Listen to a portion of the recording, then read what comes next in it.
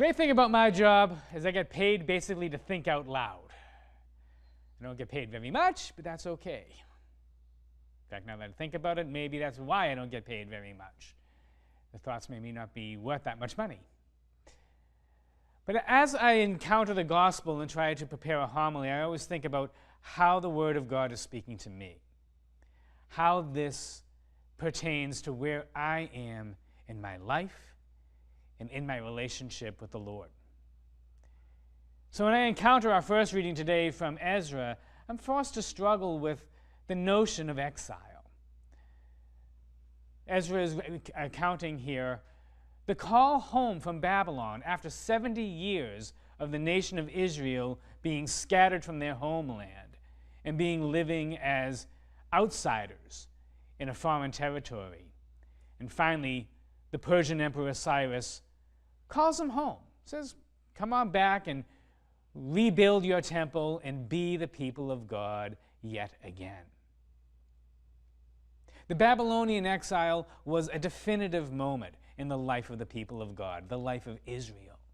70 years of wandering and taking squatters' rights in a land that wasn't their own. But this is not simply an historical event. The Word of God is never merely biography.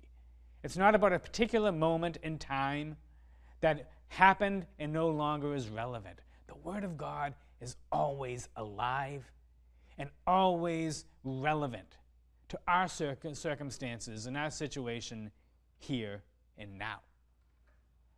And on a deeper level, the notion of the Babylonian exile reminds us that we, as God's people, the new people of God, the new Israel, the church, are also a people in exile.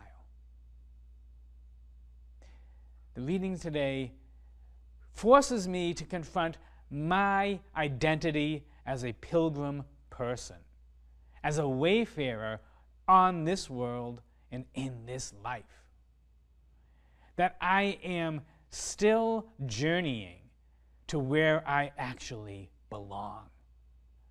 And that I need to make progress every step along the way, not just geographically, but spiritually.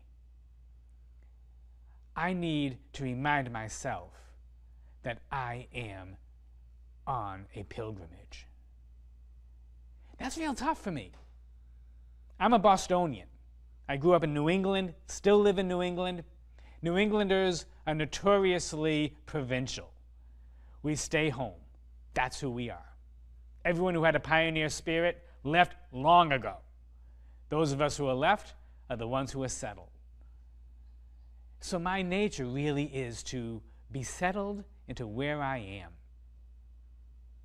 But who I truly am as a Christian is not someone who simply sits and settles and nests in the world where I'm at, but is someone who moves forward, who understands himself to be in exile and to be longing for my heavenly homeland.